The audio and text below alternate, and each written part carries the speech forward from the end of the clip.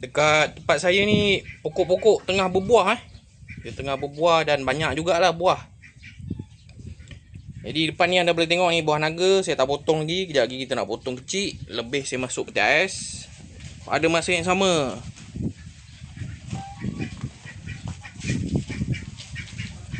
kita ada buah pisang.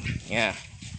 Buah pisang, buah naga. Ni yang tak potong. Ini saya dah asingkan untuk bagi makan dekat ikan kaloi. Jadi bolehlah untuk bagi dekat ikan kaloi kejap lagi. Kita potong dulu buah. Baik, buah saya dah potong kecil-kecil. Anda boleh tengok. Ini buah naga, potong kecil-kecil dadu.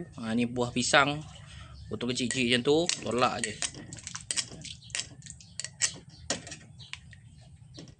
Nanti ikannya datang dan makan. Macam tu. Ni dia malu-malu sikit sebab dia jarang tengok kamera saya ni. Ni pula.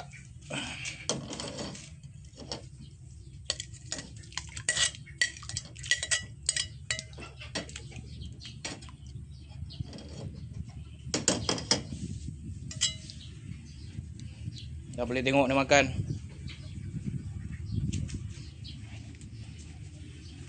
Sini pun ada.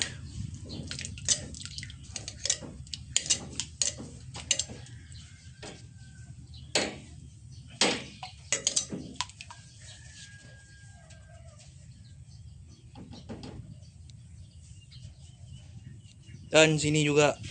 Ni biasa makan buah. Ni lama dah dengan saya.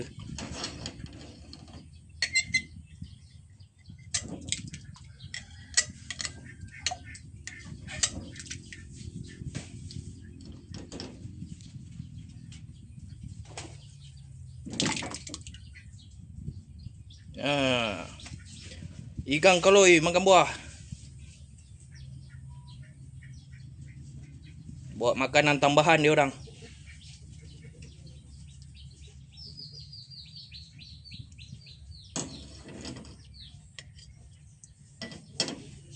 Bis buahnya. Sekejap je yang besar ni makan.